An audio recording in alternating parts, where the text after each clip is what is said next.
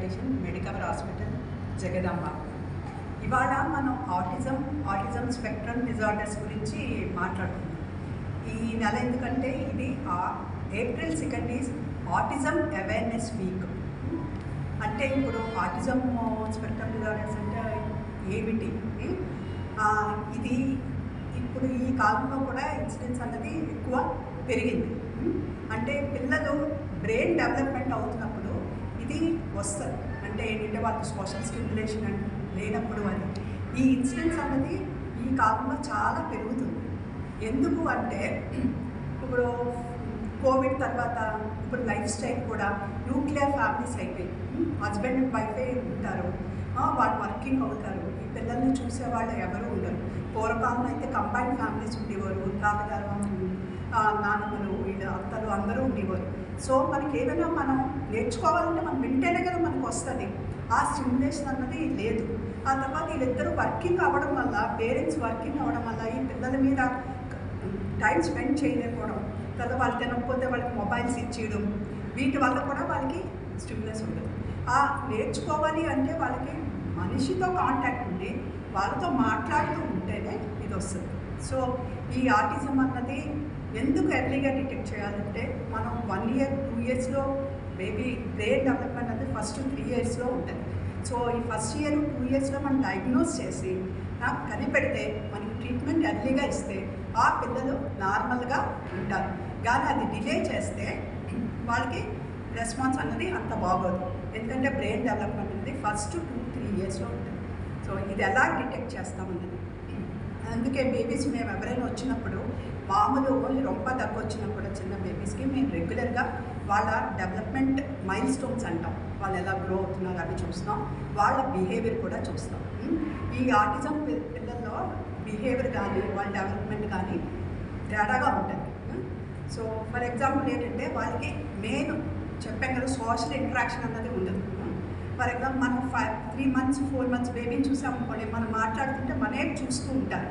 9 months అప్పుడు వాళ్ళ పేరుతో పిలిస్తే మనకి మనైపు చూసి తిరుగుతారు, మనైపు రెస్పాండ్ చేస్తారు. అలాగే 1 year వచ్చేసరికి చిన్న మాటలు మాట్లాడతారు. సో ఈ ఆటిజం పిల్లలకి సోషల్ ఐసోలేషన్ అంటాం. వాళ్ళ లోకంలో వాళ్ళు ఉంటారు, మనం మాట్లాడిన మనైపు చూడరు. మళ్ళీ వాళ్ళకు ఏమైనా కావాలనుకోండి, బేబీస్ అందరూ నాకు ఇది కావాలని ఇలా పాయింట్ చేస్తారు, అది అంటే తెస్తారు. వీళ్ళందరూ ఆ బేబీ చేయరు, వాళ్ళ లోకంలో వాళ్ళు ఉంటారు. అది కాకుండా వాళ్ళు ఆడుకున్నప్పుడు వాళ్ళు ఒక్కరే ఆడుకుంటారు, మిగతా పిల్లలతో ఆడుకోరు. సో ఇదొకటి. ఇంకోటి కమ్యూనికేషన్ అంటే వీళ్ళు వాళ్ళే ఉంటారు కానీ మిగతా వాళ్ళతో మాట్లాడడం, రెస్పాండ్ చేయడము అవి ఉండదు. అది కాకుండా వాళ్ళకి స్పీచ్ కూడా డిలే అవుతూ ఉంటుంది. స్పీచ్ అంటే వాళ్ళు 6 monthsకి మీకు తెలుసు కదా బ్యాబ్లింగ్ సౌండ్స్ అని చేస్తారు. తర్వాత 9 months 10 monthsకి చిన్న మా అమ్మ డాడా అంటారు. 1 year వచ్చేసరికి బాల్ అంటే బాల్ త్రూ స్పీచ్ అనేది వస్తుంది. 1.5 yearsకి కొంచెం 10 words అలా మాట్లాడతారు. 2 yearsకి ఏమోనే ఒక సెంటెన్సెస్ మాట్లాడతారు. ఇవి కూడా వాళ్ళకి రావు. ఈ డెవలప్మెంటల్ మైల్ స్టోన్స్ డిలే అవ్వకుండా కాకుండా వాళ్ళకి కొన్ని రిపిటేటివ్ అబ్నార్మల్ బిహేవియర్ ఉంటుంది. ఆ అబ్నార్మల్ బిహేవియర్ అంటే వాళ్ళకి ఒక రొటీన్ అలవాటు అవుతుంది. ఆ రొటీన్ని చిన్నది మార్చామనుకోండి వాళ్ళు ఎక్కువ అల్లరి చేసేస్తారు, వాళ్ళు దానికి ఏమని ఒప్పుకోరు. అదే కాకుండా వాళ్ళకి కొంచెం రిపిటేటివ్ బిహేవియర్ ఉంటుంది. అంటే ఏంటంటే ఇలా మూవ్ అవుతూ ఉండడం, లేకపోతే ఇలా చుట్టూ తిరుగుతూ ఉండడం, లేదా డోర్స్ ఓపెన్ చేయడం క్లోజ్ చేయడం, అలా రిపిటేటివ్ బిహేవియర్ ఉంటుంది. వాళ్ళకి ఏమైనా మళ్ళీ సౌండ్స్కి అయితే ఎక్కువ రెస్పాండ్ అవుతారు, ఆ సౌండ్స్కి తక్కువ రెస్పాండ్ అవుతారు. ఇలాంటి సిమ్టమ్స్ అన్నీ ఉన్న వాళ్ళకి మేము ఏమైనా ఆటిజం ఉందా లేదా అన్నది తెలుసుకుంటాం. సో ఇవన్నీ డిటెక్ట్ చేస్తే బాగుంటుంది. ఇదే కాకుండా మనకి ఇవన్నీ డిటెక్ట్ చేయడానికి స్క్రీనింగ్ అని ఇలా చార్ట్స్ ఉంటాయి అన్నమాట. చార్ట్ ఇది పేషెంట్స్ కూడా ఇలాగ పాయింట్స్ ఇస్తాం. అందులో ఈ పాయింట్స్లో ఇప్పుడు నేను చెప్పినగా అన్ని క్వశ్చన్స్ అడుగుతాం. అందులో వాళ్ళకి less-3 ఉందనుకోండి, వాళ్ళకి రిస్క్ ఈజ్ లెస్. 3 to 8 ఉందనుకోండి, అంటే వాళ్ళు చేయలేరు, 3 to 8 3 నుంచి 8 పనులు చేయలేరు అంటే వాళ్ళకి ఏమో మోడరేట్ రిస్క్. మోర్ దెన్ 8 ఉందనుకోండి పాయింట్స్ అంటే వాళ్ళకి high risk of getting autism అన్నమాట. వాళ్ళకేమో ఇంకా ఇది ఓన్లీ స్క్రీనింగ్ టెస్ట్ కాబట్టి ఫర్దర్ డెప్త్గా వాళ్ళకి వెళ్ళి టెస్ట్లు చేస్తాం. సో దీనికి మీరు అడగొచ్చు, ఇప్పుడు మనం డయాగ్నోస్ చేసాం దానికి ట్రీట్మెంట్ ఏంటని. సో సో ఆటిజంలో level 1, level 2, level 3, mild, moderate, severe అంటాం.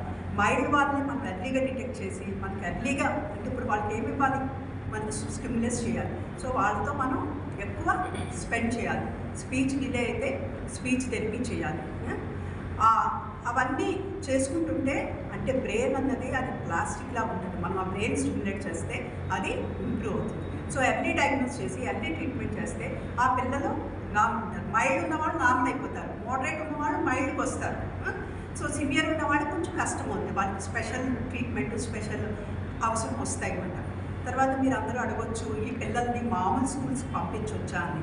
సో మైల్డ్, మోడరేట్ ఉన్న వాళ్ళని మనం ఎర్లీగా ట్రీట్మెంట్ చేస్తే వాళ్ళని మామూలు స్కూల్స్కే పంపించవచ్చు. కానీ సివియర్ ఉన్న వాళ్ళకే వాళ్ళకి స్పెషల్ స్కూల్స్ వెళ్ళాలి.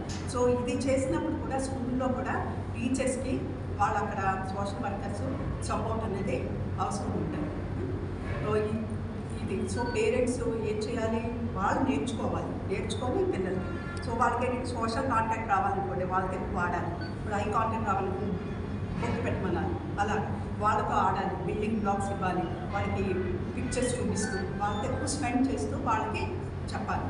సో ఎందుకే ఈ ఆటిజం అనేది ఎందుకు ఇంక్రీజ్ అయిందో మనకు తెలిసింది. సో అవి ప్రివెంట్ చేస్తే మనం ప్రివెంట్ చేయొచ్చు, దానికి ట్రీట్మెంట్ ఉంది. సో ఇది కూడా ఇంకొక రీజన్ ఇంక్రీజ్ అవుతుంది ఏంటంటే టెక్నాలజీ పెరగడం వల్ల పిల్లలకేమోని మొబైల్స్ అవన్నీ ఇచ్చేస్తున్నారు. సో అకార్డింగ్ టు ఐఏపీ అవనివ్వండి, అమెరికన్ అకాడమీ ఆఫ్ పీడియాట్రిక్స్ అవ్వండి, అసలు మొబైల్ కానీ ఏ డివైజెస్ కానీ 2 years పిల్లల లోపలికి ఒక్కసారి కూడా టీవీలు కానీ ఏమి 2 years దాటిన వాళ్ళకి once in day 1 or 2 hours కొన్ని ఎక్స్పోజ్ అవ్వాలి. అలా పూర్తిగా కాదని కాదు, వాళ్ళని కంట్రోల్లో ఉంచాలి. లేకపోతే వాళ్ళు మనిషి నుంచి నేర్చుకోవాలి, అవి అలవాటు అయిపోయి వాళ్ళ బ్రెయిన్కి స్టిమ్యులస్ అన్నది ఉండదు. సో వీళ్ళకి అందుకే ఏమని every year autism awareness parents తెలియదు, ఎలా డిటెక్ట్ చేయాలి, దానికి ట్రీట్మెంట్ ఏముంది, దీనివల్ల ఈవెన్ మన పీడియాట్రిషియన్స్ వీళ్ళే కాకుండా గవర్నమెంట్ హాస్పిటల్స్ కూడా సో మెనీ స్కీమ్స్ చేస్తూ వాళ్ళకి సపోర్ట్ చేయడానికి హెల్ప్ చేస్తున్నారు. మనం ఎర్లీ డిటెక్ట్ చేసి ఎర్లీ ట్రీట్మెంట్ చేస్తే మనం ఇలా ఫాలో అయితే they can normal children. Thank you.